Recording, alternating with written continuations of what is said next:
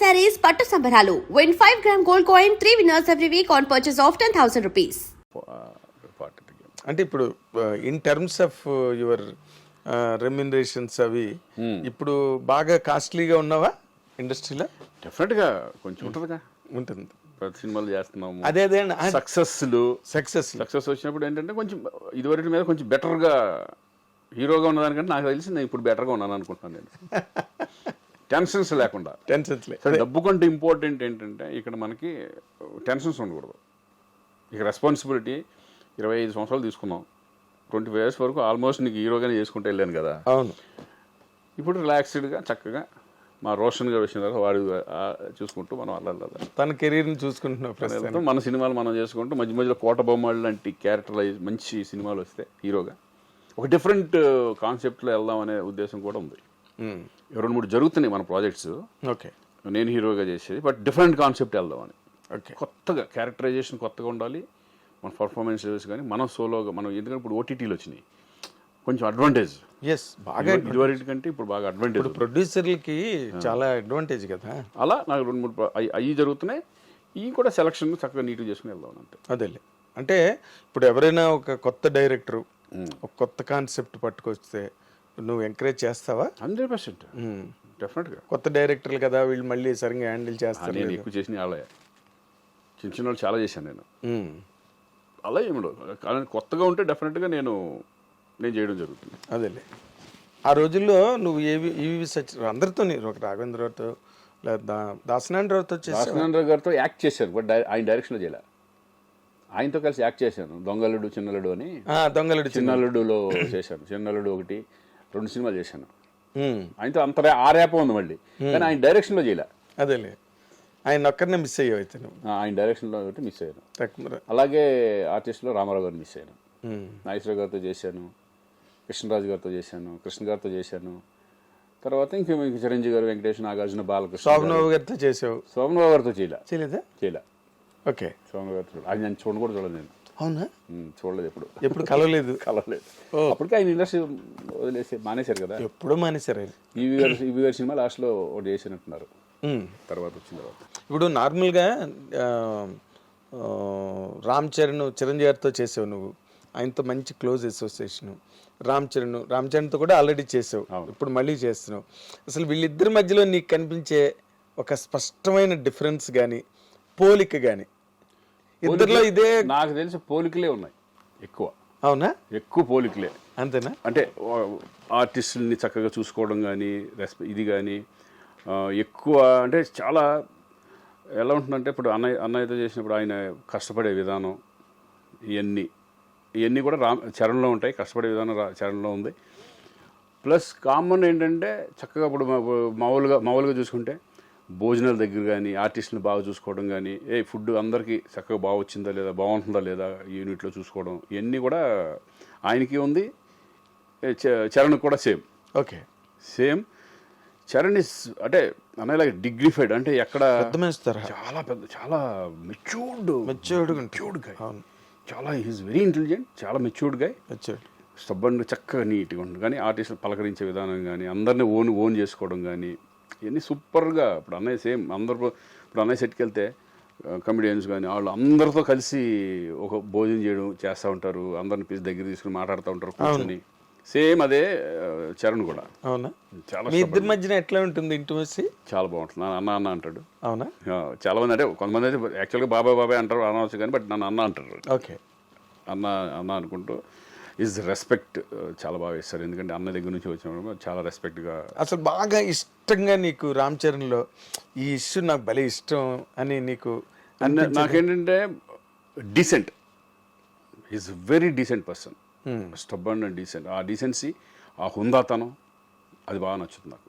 Okay, ఆ హుందాతనం అనేది ఇప్పుడు నాకు తెలిసి కొంత ఈ ఏజ్లో కొంచెం ఒక రకంగా వేరే ఉంటుంది. అదే ఏజ్ అలాంటిది. కానీ ఆ ఏజ్లో కూడా ఈజ్ వెరీ మెచ్యూర్డ్ పర్సన్. ఆ మెచ్యూరిటీ లెవెల్స్ కానీ, ఆ స్టబ్బనిటీ కానీ, అవన్నీ నాకు బాగా నచ్చుతుంది. ఇప్పుడు మామూలుగా ఒక ఏడాది క్రితం కన్నా ఇంకో వచ్చే ఏడాది మనుషులు పెరుగుతూ ఉంటారు. అవును. ఇప్పుడు గోవింద్ అందరవాడలో చేసిన చరణ్కి ఇప్పుడు చరణ్కి డిఫరెన్స్ అనేది ఏంటంటే, నాకు అప్పుడు ఎలాగున్నాడో ఇప్పుడు అలాగే ఉంది. ఇప్పుడు ఎలాగున్నాడో అప్పుడు అలాగే ఉన్నాడు. ట్రిపుల్ ఆర్ అంత పెద్ద సక్సెస్ ఇప్పుడు స్టార్ లెవెల్కి ఇంటర్నేషనల్ స్టార్ లెవెల్కి హాలీవుడ్ వాళ్ళే వెళ్ళిపోయినా కూడా ఆ గర్వం కానీ ఇది కానీ ఆ కించిత్ ఇది కూడా లేదు. చాలా సింపుల్గా ఉంటాడు మామూలుగా.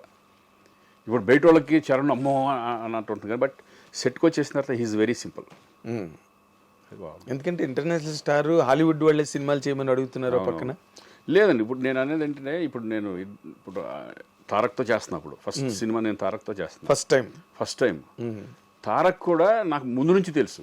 నేను సినిమాలు చేయకపోయినా బిగినింగ్ నుంచి మా ర్యాప్ ఉంది. ఎలా? మేము ఫస్ట్ బిగినింగే మా ఇంటి పక్కన అక్కడ శ్రీనగర్ కాలనీలో ఉండేవాడు. ఇంకా హీరో అవ్వాలి అప్పుడు. అప్పటి నుంచి తెలుసు నాకు. అప్పుడు ఆయన ఏంటంటే ఎనర్జీ లెవెల్స్ ఎక్కువ. వాటిలో టప మాట్లాడతా చక్కగా గోల చేస్తూ ఉంటాడు. అది ఇప్పటికి తగ్గల. అవునా? ఇప్పుడు అదే సరదా, అదే గోలగా ఉంటాం, ఒకసారి ఏడిపించడం ఈ టైప్లో. అంటే వాళ్ళు మారలా, యాజ్ ఇట్ ఈజ్ అలాగే ఉన్నారు. ఇమేజ్ పరంగా ఇమేజ్లు మారతాయి కానీ పర్సనాలిటీ మారలా. అదే మనుషులుగా అలాగే ఉన్నారు, పర్సనాలిటీ మారలా. అది నాకు బాగా అదే. ఇప్పుడున్న యంగర్ జనరేషన్ లో అందరు హీరోలతో చేసావు కదా నువ్వు. ఆల్మోస్ట్ మహేష్ బాబుతో చేయలే, ప్రభాస్ వీళ్ళతో కొంతమందితో చేయలే. అంటే స్టార్ట్ అయింది కదా నాకు. చేద్దాం మొన్న అఖండతోనే కదా ప్రారంభం. అవును, మొన్న కదా సెకండ్ ఇన్నింగ్స్. అంతే, సెకండ్ ఇన్నింగ్స్ కదా. అంతే, సెకండ్ ఇన్నింగ్స్ లాగా ఇది బోనస్ అనుకుంటాం. అంతే, బోనస్ కరెక్ట్. ఇది ఈ వర్డ్ కరెక్ట్, బోనస్. ఎందుకంటే ఊహించని మలుపు. అదేంటి నా మెంటాలిటీలో ఏంటంటే నేను ఇండస్ట్రీలో ఉండాలి అనేది మెంటాలిటీ ఉంది కాబట్టి నేను ఇమేజెస్ కానీ వాటికి పోకుండా చక్కగా మనం ఉన్న దాంట్లో హ్యాపీ ఫ్యామిలీ సెటప్ లాగా వెళ్తున్నాం అంతే. ఎవరు అడిగినా. అంటే మహేష్ బాబుతో ప్రభాస్ ఇంతవరకు ఛాన్సులు రాలా? ఇప్పుడే వచ్చి మిస్ అయ్యాయా? లేదు, రాలా. ఎప్పుడు అనుకోలేదు. అంటే తారక్తో నేను అనుకోలేదు, ఎక్స్పెక్ట్ చేయలే. ఇప్పుడు దేవరాలో తారక్తో వచ్చింది అవకాశం. అలాగే చూసి అవి కూడా ఎప్పుడన్నా వస్తాయి, చూద్దాం. మంచిగా తప్పకుండా వస్తాయి. ఎందుకంటే అసలు బేసిక్గా నాకు ఎప్పుడు ఒక డౌట్, నేను మనం రాసే టైంలో రైటింగ్ జర్నలిజం టైంలో కూడా అడగలేదు నేను, అసలు నువ్వు ఇండస్ట్రీకి రావడానికి మీ ఫ్యామిలీలో ఎవరైనా సినిమా ఇండస్ట్రీకి సంబంధించిన వాళ్ళు ఉన్నారా? అసలు లేదు. అసలు ఎందుకంటే నేను పుట్టి పెరిగింది కర్ణాటకలో. అసలు నాకు టచ్చే లేదు ఎవరు. నా రిలేటివ్స్లో కూడా ఎవరు లేరు. ఎవరు అసలు ఏం తెలీదు. ఓకే, మీదేంటి వ్యవసాయ కుటుంబమా? వ్యవసాయ కుటుంబం, రైతు కుటుంబం. ఓకే. ఫాదర్ నాన్నలు అప్పట్లో లాంగ్ బ్యాక్ అక్కడికి వెళ్ళిపోయి సెటిల్ అయ్యారు అనమాట. కర్ణాటకకి వెళ్ళి. నేను పుట్టింది అక్కడే. బ్రదరు, నా తమ్ముడు అందరూ అక్కడే, నేను అక్కడే పుట్టాను. నేను పుట్టక ముందు ఒక 20 సంవత్సరాల క్రితం వెళ్ళిపోయాడు. కారణం అదే వ్యవసాయం. అప్పట్లో తుంగభద్ర మొత్తం తెలుగు వాళ్ళందరూ ఇక్కడ నుంచి ఇక్కడ అమ్ముకుంటే అక్కడ ఒక 5 ఎకరాలు, 6 ఎకరాలు, 10 ఎకరాలు, 20 ఎకరాలు అట్లా వచ్చాయి. అలా ఇక్కడ ఇచ్చేసేసి అక్కడికి. ఎందుకంటే అగ్రికల్చరల్ రైతు కుటుంబం ఎలా ఉంటుందంటే ఎక్కడ నీళ్లు ఉంటే అక్కడికి వీళ్ళు వెళ్ళిపోతూ ఉంటారు. మన తెలుగు వాళ్ళు. అవును, తెలుగు వాళ్ళు ఉన్న గొప్పదనం ఏంటంటే వ్యవసాయం ఎక్కడ ఉంటే వాళ్ళు అక్కడ ఉంటారు. అది కర్ణాటకలో మేమనే కాదు, చాలా మొత్తం తెలుగు వాళ్ళే ఉంటారు చాలామంది. అంతా మైగ్రేటెడ్. ఓకే. ఎందుకంటే వ్యవసాయం మీద అంత ఇష్టం వాళ్ళకి. అది మరి అదే జీవనాధారం కదా. జీవనాధారం ఫస్ట్ బిగినింగ్లో ఏముండేది? అంతే, బిజినెస్ కాదు కదా. ఎవరన్నా సరే, ఎవరి హిస్టరీ తీసుకున్నా అసలు మొత్తం టోటల్గా ఇండియావే వ్యవసాయ ఆధారితమైన దేశం. అంతేగా ఎవరైనా అక్కడి నుంచి వచ్చిన వాళ్ళే. తర్వాత బిజినెస్ సెటిల్ ఇండస్ట్రీలు, ఫ్యాక్టరీలు తర్వాత వచ్చినాయి. తర్వాత ఫస్ట్ లో ఎవరైనా రైతు కుటుంబం నుంచి వచ్చిన. అలాగే నేను రైతు కుటుంబం నుంచి వచ్చినండి. రైతు బిడ్డ. నేను నాన్నకి సాయపడేవాడిని. నాగలి గట్ట అన్ని పట్టుకొని ఎడ్లు తోలటం ఇవన్నీ మొత్తం అన్నీ వచ్చు. అవునా? ఓకే. వ్యవసాయం అక్కడికి వెళ్ళి కాపలాగా ఉంటాయి కదా, దాంట్లో పడుకోవడం, కలం అంటారు, కలం. వాటిల్లో నైట్లు మేము పడుకోవడం, నాన్నకి సపోర్ట్గా ఉండటం అన్నీ చేసేవాడు అనమాట. ఓకే. ఒక పక్కన చదువుకుంటూనే నైట్లు కాపలాకి వెళ్ళేవాడు. Very nice. సో అదొక లైఫ్. ఎన్నాళ్ళది? ఏది? డిగ్రీ వరకు మన వ్యవసాయం ఉండేది అక్కడ నాన్నకి. ఓకే.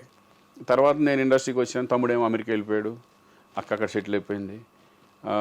మాదంతా ఏంటంటే కరెక్ట్గా నేను ఇండస్ట్రీకి వచ్చినప్పుడు మొత్తం మా అకౌంట్ 0 అక్కడ. అవునా? కరెక్ట్గా నేను ఇండస్ట్రీకి ఎంటర్, తమ్ముడేమో అమెరికా వెళ్ళిపోయాడు.